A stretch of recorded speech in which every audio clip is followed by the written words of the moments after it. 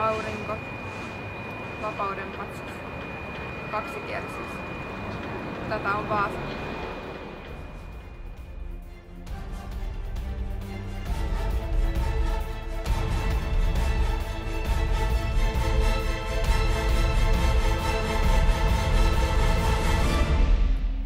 Tervetuloa, mä oon Aina ja tää on 420 kilometriä Jorpakkoon.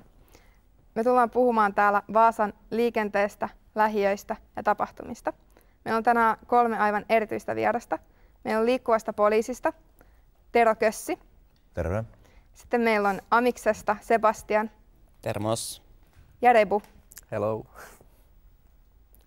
Vaasassa on noin 30 eri lähiötä ja me ollaan tutustuttu niistä maineikkaampiin.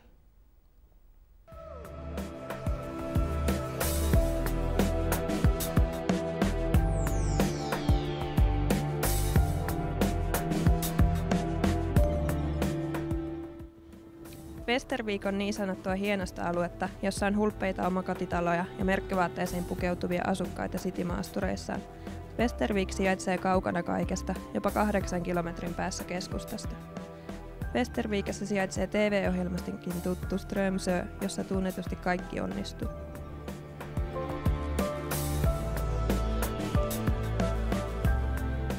Keskustassa on tori, jonka ympärillä sijaitsee kaikki. Keskustan laidalta löytyy myös hovioikeuden ranta. Paikkaa kutsutaan Hoviskaksi, koska parempaa ei ole saatu aikaan. Hoviskalla kannattaa käydä vappuna, koulujen päättäjäisenä, juhannuksena ja huvilakauden päättäjäisenä, jolloin haluaa nähdä kännisiä teinejä. Muuta mainittavan arvoista keskustassa ei ole. Ristinnummen rakennus aloitettiin vuonna 1971, kun kaupunki päätti perustaa alueen köyhemmille asukkaille. Äkkiä saatiin aikaan rumia kerrostaloja ja harmaata betoniseinää, sekä alueelle tungettiin kaikki, joita ei haluttu tavallisten ihmisten naapureihin. Ristinummi on nykyisin yksi maailman vaarallisimmista lähiöistä, ja siellä huumebisnes rehottaa eniten koko maailmassa. Ristinummella sijaitsee Ristikka, joka on etenkin teiniä suosiossa. Ristinummea on myös sanottu mediassa Nistinummeksi sekä vaasalaisten toimesta Ristislummiksi, Slumminummeksi tai Pumminummeksi, ja syystäkin. Äskeisessä videossa nähtiin, että Ristinummella kukoistaa toi rikollisuus. Onko se oikeasti näin, Tero?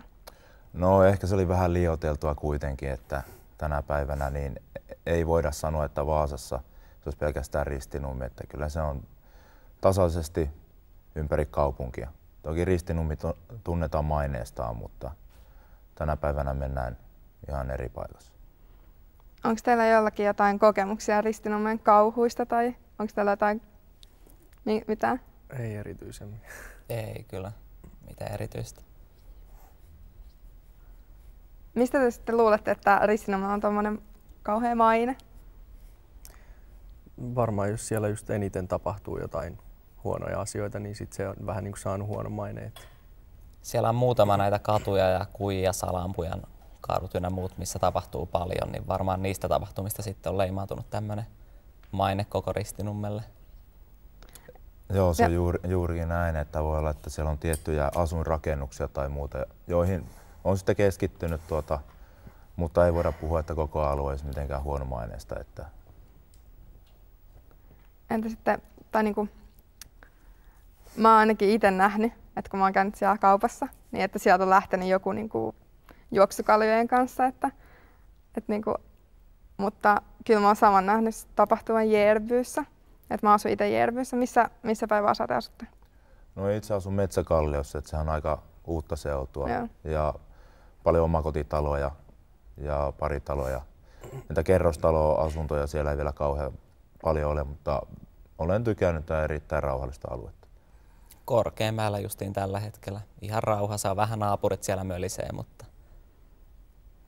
Mä itse asun maineikkaassa Olympiassa, joka on vähän niin kuin toinen Ristinummi, että sillä on paha maine kanssa, mutta en nyt sanoisi, että se kuitenkaan niin paha kuin mitä oletin. Et nyt kun olen asunut siellä noin vähän yli puoli vuotta, niin ei siellä niin paha ole, että kun viikonloppuisin vaan ihmisiä vähän kännissä ja kuuluu musiikkia aika puolelta. Minkälainen maine sitten Metsäkalliolla tai Korkeamäellä? Poliisin näkökulmasta. Ja, vaikka joo. En tiedä Metsäkalliolla onko sillä vielä minkälaista mainetta, että se on niin uusrakennusaluetta, että toistaiseksi ei ainakaan poliisin tehtävien osalta mitään ihmeempiä tullut. Että. Entä Korkeamäki, onko siellä sitten, tapahtuuko siellä mitään? No, ei voi sanoa, että sekään painottuisi erityisesti Korkeamäelle. Tietysti joka kaupungin osassa on omat ongelma-alueensa, mutta ei Korkeamäki millään lailla nousi siitä näkyviin. Entä oletteko te asunut sitten jossain muualla Vaasassa, että muulla alueella? Itse olen asunut keskustassa ja Suvilahdessa ehkä pisimpään. Sanoisin, että Suvilahti on mun lempi paikka Vaasassa. Se on just semmoinen lapsiperheiden ja semmoinen normipaikka ja kaikki on todella mukavaa ja hienoa. Mä oon ainoastaan Mustasaaressa asunut Sepänkylässä aikaisemmin, että mä en ole muualla asunut. Minä olen asunut vielä Isolahdessa. No, voiko sitten esim. Isolahteen ja Metsäkalliota verrata? No tietenkin Isolahti on huomattavasti vanhempi asuinalue. Siellä on kerrostaloja ja muuta asutusta ollut jo pidempään. Ja nythän siinä on myös rakennettu paljon lisää tullut omakotitaloaluetta. Että en nyt osaa sanoa, voiko niitä verrata keskenään. Että Isolahdessa on ehkä myös omat asuinalueensa, jossa saattaa ilmetä häiriötä muuta asuinaluetta enemmän. Sebastian, onko sitten Mustasaaressa erilaista asua kuin Vaasassa? Kyllä siinä on suuri merkitys, että Mustasaaressa vielä enemmän porukka tuntee toisensa ja on semmoiset omat juorut ja näin siellä on niin vähän nuorison keskuudessa varsinkin ja aina kun jotain tapahtuu, niin sitä tietää hetken päästä kaikki ja siellä on rauhallisempaa, että siellä ei kuulu musiikkia iltaisin ja näin, että siellä taas siellä nuoriso, jotka bilettää, niin niitä on paljon vähemmän siellä ja näin, että Korkeamäellä yleensä on joka viikonloppu jotain bileitä ja kuuluu meteliä jostakin ja näin. Oletteko te sitten, Tero ja Rebu, asunut niin kuin koko ajan Vaasassa? Että... Mä oon asunut Turussa ja Kauhavalla. Mä muutin 2000 Vaasaan, että aikaisemmin asunut Seinäjoella ja Oulussa. Ja... Onko Vaasa sitten jotenkin jollakin lailla parempi tai huonompi kuin ne muut? No, Turusta voin sanoa, että en saanut paljon kavereita siellä ja Kauhavassa mä olin aika nuori, että mä asuin molemmissa kaupungeissa vaan vähän yli puoli vuotta, että ei nyt paljon eroa, mutta Vaasa on vähän niin kuin jäänyt muistoa ja sitten semmoinen koti. Mua mietitytti ehkä Vaasassa aikoina kun muutin tänne, niin kaksikielisyys ja aikaisemmin tuun suomenkieliseltä alueelta itse, missä ei ruotsia koskaan puhuttu. Mutta minusta se on aika rikkaus täällä. Ja mikä Vaasassa erityisesti pisti huomioon kansainvälisyys, eli tämä on todella kansainvälistä värikästä ihmismassaa, eli sillä lailla erottuu hyvin Seinäjoesta ja Oulusta. Miten näkyykö tämä kaksikielisyys sitten jotenkin lähiöissä? Osatteko se sanoa? Mä oon kuullut ja mulla on semmoinen käsitys, että jossain päin Järbyytä tai mikä Viiksbyykö se oli tai mikä niminen Västervikki ja tämmöinen, että kun on vähän ruotsinkielinen nimikin, niin se kertoo, että varmasti siellä on vähän enemmän ruotsinkielisiä. Mun mielestä se ei Vaasassa ainakaan Korkeamäellä hirveästi se kaksikielisyys näy, että siellä ei kauhean paljon niitä ruotsinkielisiä kuitenkaan ole. Että jos on, niin ne on ollakin tosi hiljaa, että ne ei ole hirveästi puhunut mitään. Eli Vaasa niin kuin jakautuu silleen, niin kuin, että joissakin on enemmän ja joissakin vähemmän? Aivan varmasti. Joo, ja ehkä se keskittyy keskustassa huomaa kaikkein parhaiten se, että kuitenkin kaikki ihmiset ne tulee ostoksille keskustaan, torille, viettää aikaa ja muuta, niin tulee myös maakunnista ihmisiä, jolloin myös tulee se ruotsinkielisyyskin enemmän esille. No mitä keskustassa, onko siinä sitten hyviä ja huonoja puolia, että siellähän on kaikki lähellä, mutta niin. Keksitte mitään huonoa keskustasta? En mä tiedä, ehkä se on just kaikkea mitä muuallakin on. Että se on, en mä osaa sanoa, onko se sitten semmoista, että mitä löytyy kaikista muista lähiöistä, niin kaikki löytyy sitten kans keskustasta. Että. Se voi olla myös, että se on tosi huono asiakin voi olla, jos kaikki on lähellä. Sitä voi innostua vähän liikaa ja se palkkapussi voi mennä liian nopeasti. Ja tällä tavalla sitä voi vähän niin kuin erakoitua sinne keskustaan sitten. Että se on ihan kiva asua muualla mun mielestä. Joo, keskusta on varmasti kiva paikka käydä ja arkkitehtuuri ja merenläheisyys, niin Vaasa on hienosti suunniteltu. Mutta moni varmasti haluaa asua vähän kauempana keskustasta kuitenkin. Että se voi liittyä tietysti elämäntapaan tai elämäntilanteeseen, missä haluaa asua. No sitten esimerkiksi Järvystä tai Ristinummelta niin on ihan sikapitkä matka keskustaan. Että jos sä haluat liikkua, niin sä niin kuin joudut mennä jollakin autolla tai bussilla tai jotain tämmöistä. Niin. Mutta sitten taas toisaalta siellä on esimerkiksi Järvyssä. Järvy on kuuluisa siitä, että aamuruuhkat on ihan hirveät, niin sitten joskus pääsisi helpommalla pyörällä. Lähiöt, kuten Ristinummi ja Järvy, on pitkän matkan päässä. Ja jos haluaa päästä esimerkiksi keskustaan, niin joutuu käyttämään julkisia tai autoa. Seuraavaksi me kuullaan vähän kommentteja vaasalaisilta, että miten Vaasassa liikenne sujuu. Miksi kuljet autolla? No se on nopea ja mukava. Okay. Onko autolla kulkeminen kallista? On se kyllä. Polttoaine maksaa tänä päivänä todella paljon. Miksi te käytä esimerkiksi jotain paikallisliikennettä tai pyörää? Tai...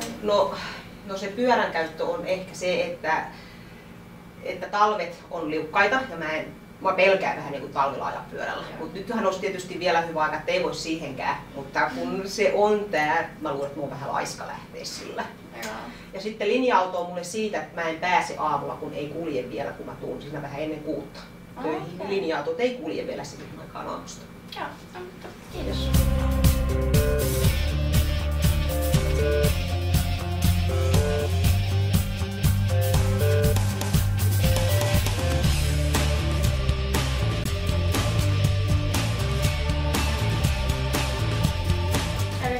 Miksi sä kuljet pyörällä? No koska niin, kaikki nämä bussit, ne on aika kalliita, sit mulla ei ole autokorttia ja tietysti jos mä menen bussilla kestää tunnin, niin mä oon kotona. Joo. Onko pyöräilijä helppo päästä paikasta toiseen? On, koska se pääsee niin kuin nopeampaan just kun vertaa kaikkiin busseihin esimerkiksi.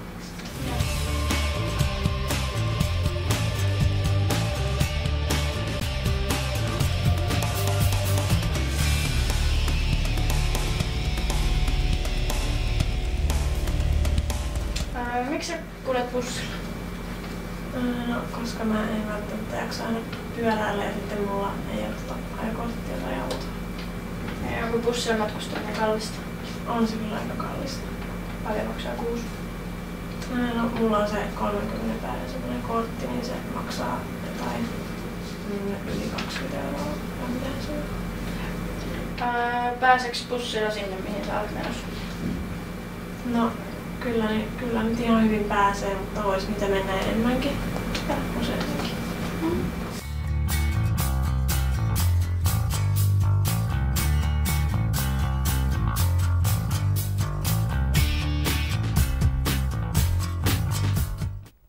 Usein kuulee, että vaasalaiset kuskit on hulluja ja että ne ei käytä vilkkuja ja kyllä sitä liikenteessäkin näkee, mutta mitä mieltä sä oot, että poliisina, että onko ne oikeasti niin hulluja ajamaan vaasalaiset? No en voi sanoa, että hulluja, mutta enemmän pitäisi kyllä ottaa huomioon muu liikenne. Että se on ihan totta, että mitä sanoit, että vilkun käyttö on todella huonoa. Jalankulkijoille ei anneta tietä suojatiellä ja kaistanvaihdot ja muut tehdään ihan sattumanvaraisesti. Että siinä olisi paljon opeteltavaa kyllä vielä. Mistä tämä sitten johtuu, mitä luulet? Vaikea sanoa, että onko se vaasalaisessa kulttuurissa vai mikä se liikenne. Että pitäisi tietysti lähteä valistamisen kautta, että ei voi pelkästään siinä, että poliisi tulee ja rankaisee, koska se on kuitenkin juurtunut niin syvälle tänne. Mitä Repu, Sebastian, oletteko te huomannut tällaista? Mä sanoisin, että enimmäkseen tulee mieleen nyt semmoinen amismeininki, että nuorilla on semmoista tuunatut autot tai jotain ja vähän ajaa kovempaa ja musiikki täysillä. Et mä luulen, että se on vähän semmoista Pohjanmaan kulttuuria, että eikö täällä ole niitä autokauppoja paljon ja semmoista autoharrastusta.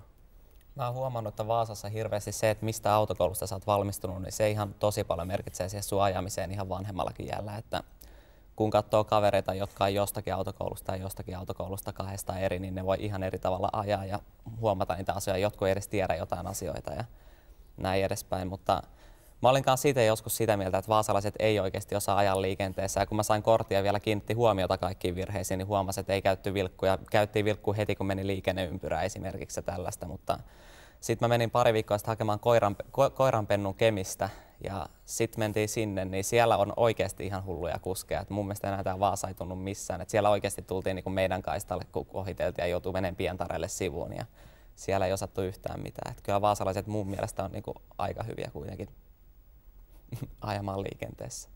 Repu sanoi tuosta, että Amiksessa on paljon autoja ja tuunataan ja tälleen, mutta mä oon ainakin nähnyt siellä paljon mopoautoja. Mitä te olette niistä mieltä? Ne on jotenkin säälittäviä, kun ne menee niin hiljaa, mutta ne on ainakin hiljaisia. Se on niin uusi asia kuitenkin nämä mopoautot, eli kevyt nelipyörä, mitä on tullut Suomeen, että vasta 2000-luvulla periaatteessa on luokiteltu tämmöinen ajoneuvo ja ihmiset ei ehkä osaa ottaa sitä huomioon, että no taajamanopeuksissa täällä 40 on Vaasan keskusta-alueellakin pääosin kaikkialla nopeusrajoitus 50 taajamassa maksimissaan. Mopoautot kulkee sen 4-5 tai saa kulkea, menee kuitenkin varmasti sen 50. Mutta yleensä varmaan autoille tulee se tilanne, kun ne näkee mopoauton siinä edessä, että pakko päästä ohitse. Että ehkä enemmän pitäisi myös ottaa niitä huomioon, mutta enemmän myös sitten näille mopoautoille, mihin nyt lainsäädäntö onkin muuttunut, ajokorttilaki tullut voimaan ja tänä vuonna ja jatkuu 2013 tulee uusia pykäliä, niin tulee nämä M-luokan ajokorttia, jolla myös tulee insinööriajot ja muut näihin, että myös nämä mopoautojen kuljettajat sitten osaa toimia liikenteessä oikein. Nyt kun otettiin nämä mopoautot puheeksi, niin mä oon huomannut, että suuri osa ainakin Vaasan mopoautoilijoista on kauhean itsekkäitä, että ne ei välitä liikennesäännöstä mitä ne on vaan niin se mopoauton lumoissa. Ja tiedän ainakin 2 mopoautoilijaa Vaasasta, jotka ajelee kännissä joka viikonloppu ja ajelee ihan vakituisesti niin kuin kännissä ja ne tietää, että poliisi ei niitä hirveästi pysäyttele ja näin. Ja sitten huomaa, että ne ohittelee väärin ja menee aivan miten sattuu ja ei välitä mistään kylteistä. Ja johtuukohan se siitä, että niillä ei ole sitten niinku käyty sitä koulutusta? Tai? Se voi olla, että ne ei ole kunnolla liikennesääntöjä opetellut. Ja siihen varmaan voisi vielä sanoa sen, että kun lähdetään tämmöisen mopoauton kuskiksi ensimmäistä kertaa, 15-vuotiaana on saanut kortin ja aikaisemmin ei ole vielä ajanut minkäänlaista moottoriajoneuvoa liikenteessä, niin ensinnäkin, että hallitaan se ajoneuvo, niin siihen menee se huomiokyky, mutta pitäisi myös huomioida, olla ensimmäistä kertaa liikenteessä, pitäisi pystyä huomioimaan myös se muu liikenne. Ja kaikki liikennemerkit ja muut, niin se on nuorelle kuljettajalle erittäin vaikea. Tero, oletko huomannut sitä, että autoilijat jotenkin muuttaisi ajotapansa, kun ne huomaa, että poliisi tulee? Tai? No kyllä tietysti on semmoista silmänpalvontaa välillä, että kun tunnuksellisella poliisiautolla tulee, niin jalka menee jarrulle ja ruvetaan vetämään vyötä päälle ja niin poispäin. Että jos näitä asioita ajattelisi jo ennen kuin näkee sen poliisiauton, niin hyvä.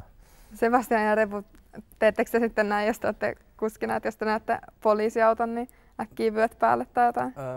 Yleensä mä oon tottunut pitää, varsinkin etupenkissä. Mä en tiedä mistä se tulee, mutta aina kun mennään etupenkkiin istumaan, niin tottunut laittaa sen turvavyön, mutta takana en mä tiedä, onko se sit vaikeampaa siellä vai miten se on. Että yleensä kun istuu takana, niin ei ehkä aina laita, mutta kyllä yleensä laitan turvavyön ihan varmuuden vuoksi. Tuohon haluaisin kommentoida sen, että vielä tärkeämpää, totta kai on tärkeää käyttää turvavyötä, mutta se, että etupenkillä sä varannat itsesi, jos et sitä turvavyötä käytä, mutta takapenkillä sä varannat myös ne edessäolijat.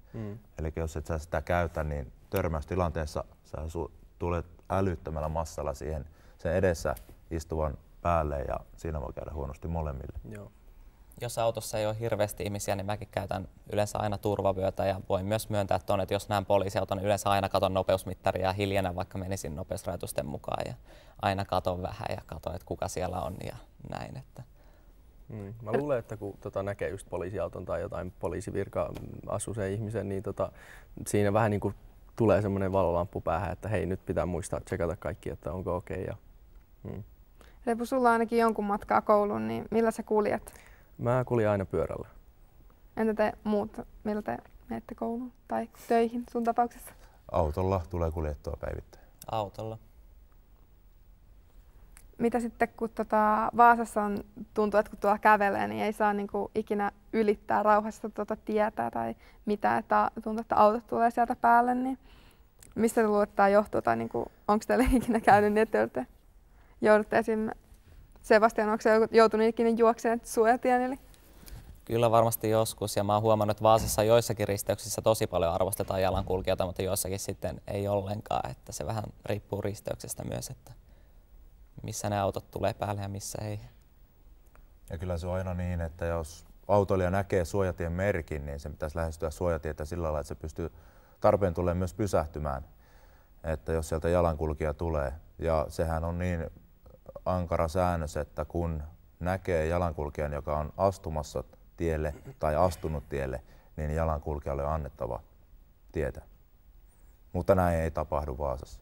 Mun mielestä on aika pelottavaa, että jopa kun on bussin kyydissä, niin sitten huomaa sitä, että siellä joku yrittää ylittää tietä, niin bussi vaan kaahaa sitä ohi. Että mitä te mieltä Vaasan paikallisliikenteestä, että ne vähän hurjastelee mun mielestä? Mä sanoisin just, että autoilijat on vähemmän tämmöisiä holtittomia, mutta bussit vähän tuntuu kaasuttelevan liikaa. Että ainakin itse olen nähnyt, että bussit aina ihan kaasu täysillä. Että en tiedä mistä johtuu, onko niillä kiire päästä kotiin sitten töiden jälkeen vai mitä on, mutta mä sanoisin, että bussit on vähän holtittomampia kuin normaalit kuskit. Mun täytyy tuoda tähän keskusteluun myös taksit, koska mä itse jäin pari vuotta sitten taksin alle suoraan suojatiellä. Kun olin astunut suojatielle, niin sieltä tuli ja ei hidastanut ollenkaan ja näin. Niin. Taksit myös ajaa välillä tosi holtittomasti, varsinkin jos on asiakkaita kyydissä. Tai silloinkin, kun ne hakee asiakkaita, en tiedä koskaan, aina yleensä. No, tämä voi hyvinkin pitää paikkansa ja on kyllä mitä tässä on tutkailuliikennettä. Tietysti jos ajatellaan ammattikuljettajat, niiden määrä suhteessa muihin autoilijoihin, niin mitä Repu ja Sebastian tuossa aikaisemmin mainitsi, niin voin kyllä olla samaa mieltä tässä asiassa. Toki ei voi yleistää kaikkiin kuljettajiin, että ei voi sanoa niin, että jos yksi taksiautoilija ajaa miten sattuu, että kaikki autoilijat ajaa. Että siellä on kyllä hyviäkin kuljettajia, mutta sitten tietysti yksi pilaa kaikkien maineen. Vaasassa on aika pitkät nämä välimatkat, just niin kuin esimerkiksi Ristinummelta tai Järvyysen tai tälleen. Niin mitä olette mieltä, kulkeeko bussit tarpeeksi usein? Ei todellakaan. Siis mä menisin sanoa aivan samalla tavalla. Joo, siis Vaasassa mun mielestä eikö se on yleensä, että tunnin välein kulkee ja sitten taas viikonloppuisin paljon vähemmän ja sitten niin, että aika harvoin, että saisi olla vähän enemmän. Sepiksessä Sepänkylässä, niin siellä on varmaan satoja ihmisiä, jotka on niin nostanut tuosta vaikka mitä, että ne on tosi tyytymättömiä. Että siellä ne ei joskus tule ollenkaan, joskus tulee myöhässä ja joskus ne ei mene sinne, mikä pitäisi. Ja sitä hienosti sanotaan kyllä, että ne toimis, mutta ei se toimi ollenkaan se systeemi.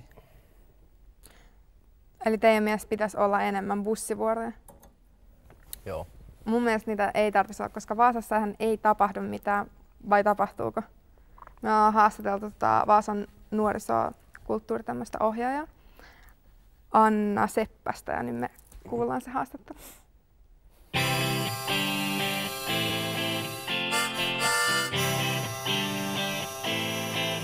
Miten sä kuvailisit Vaasan kulttuuria niin kuin nuorten osalta? No nuorten osalta ainakin mun kokemuksen mukaan ja mun työn puolesta niin se on aika semmoista musiikkipainotteista. Meillä on koulussa ja Kuusalla paljon niin nuoria musiikin harrastajia, niitä on tosi paljon ja he on hirveän taitavia ja aktiivisia ja innokkaita. Mutta toki niin myös muilta taiteen aloilta löytyy. Että kyllä Vaasa on niin aina sellainen vireä kulttuurikaupunki näin nuortenkin puolesta. Miten sitten järjestetäänkö nuorille paljon just niin musiikkitapahtumia? Joo. No me nuoriso-osastolla järjestetään, meillä on sellaiset vakiotapahtumat, joita me joka vuosi järjestetään ja sitten mahdollisuuksien mukaan myös muita esiintymistilaisuuksia pyritään järjestämään. Ne aina taiteilijoista alkaa meidän kausi syksyllä ja niin siitä sitten pitkin vuotta vähän vuodesta riippuen, että mitä tulee. Nyt esimerkiksi tällä hetkellä tehdään semmoista aika isoa musiikkitapahtumaa tuonne keväällä, tulee tämmöinen nuorikulttuurisalmus aluetapahtuma maaliskuussa. Tai miten sitten, mitä ne niin kuin vuosittaiset tapahtumat on? Niin kuin? Eli taiteilijoiden on syksyllä on meillä vähän hiljaisempaa näiden tapahtumien puolesta. Sitten on meidän harrasteryhmät pyörii jo näin syksyisin keväällä yleensä on tapahtumien puolesta vähän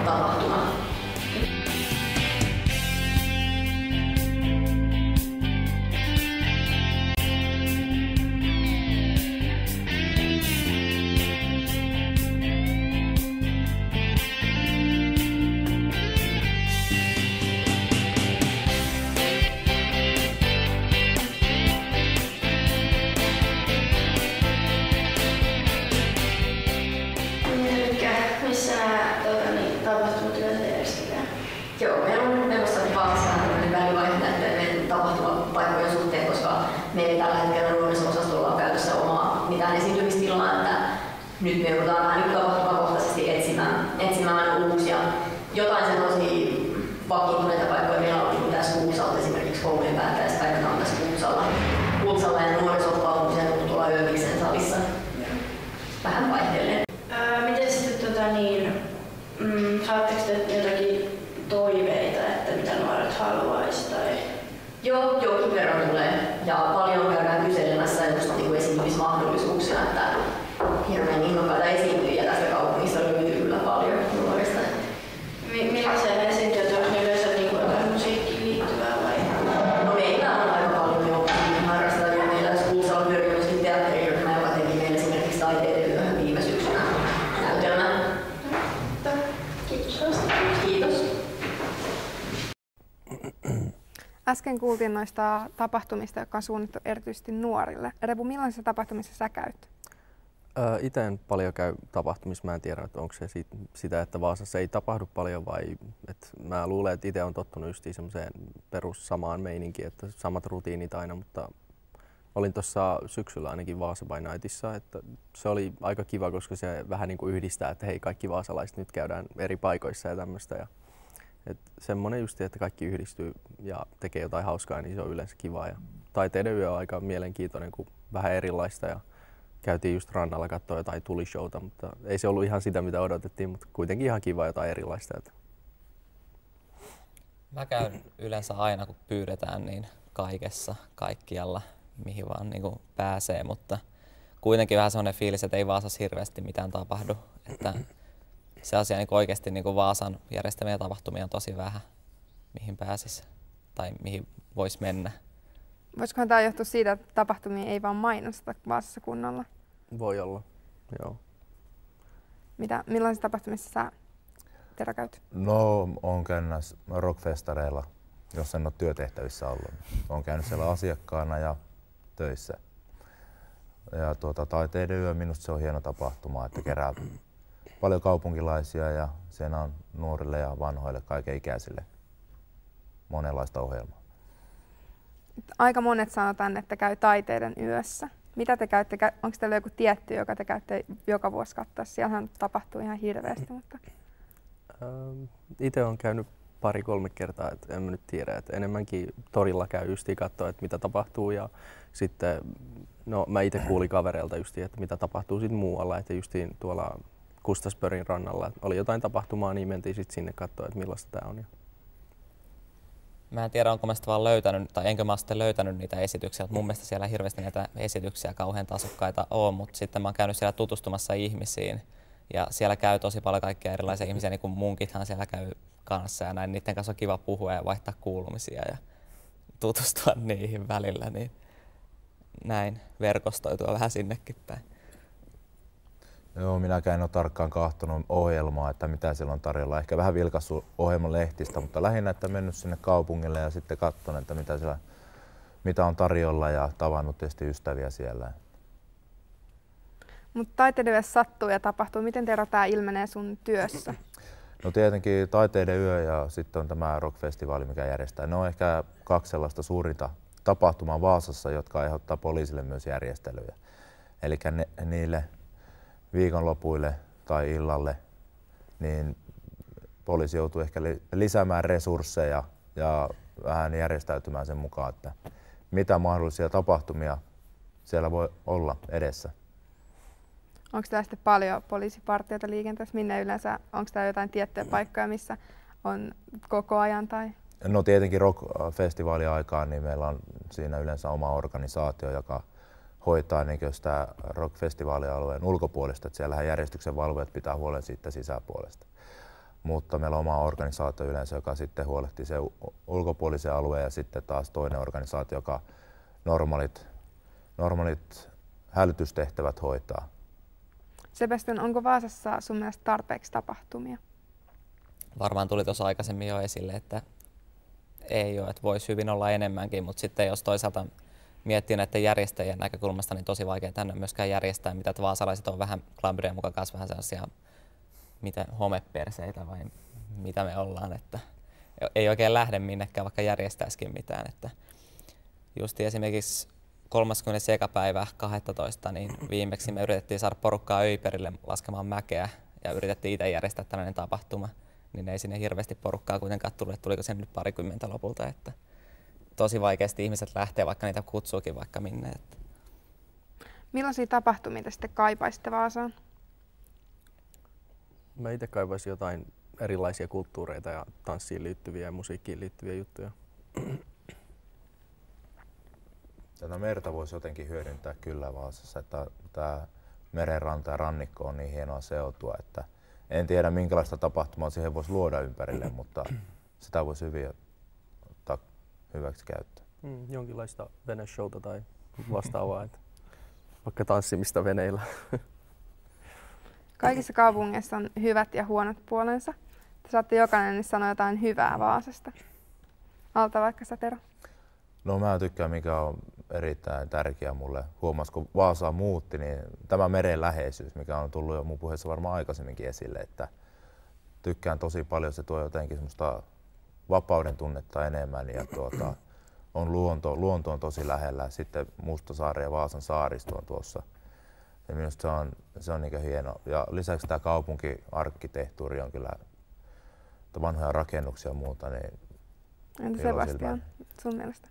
Mun mielestä ihmiset on täällä kaikkein parasta, että ihmiset ei hirveästi esitä ja on aika hyvin omat itsensä. Toki jos tuolla kadulla kävelee vastaan ja yhtäkkiä moikkaa tuntematonta, niin menee se vähän jähmeeksi, mutta muuten niin ihmisillä on tosi vähän sellainen esittäminen. Jos vertaa jokin pääkaupunkiseutuun tai Turkuun esimerkiksi, niin siellä mun mielestä jokaisella on niin koko ajan pieni rooli päällä. Et mun mielestä täällä on paljon sellaiset pystyy olemaan rennommin tai ihmiset pystyy olemaan rennommin.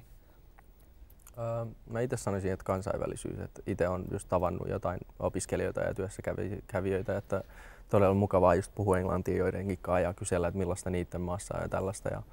Ja suomen ruotsalaiset ehkä sitten vähän antaa semmoista erilaisuutta tänne Pohjanmaan junttimeininkiin, että joo. Kiitos näistä kauniista sanoista. Kiitos. Tulimme siihen tulokseen, että Ristinummi ei ole maineensa arvoinen. Vaasassa liikenne toimii, jos toimii. Ja me tarvittaisiin kyllä lisää tapahtumia tänne. Me jatketaan syömällä Jorpakkoon ja nähdään ensi viikolla.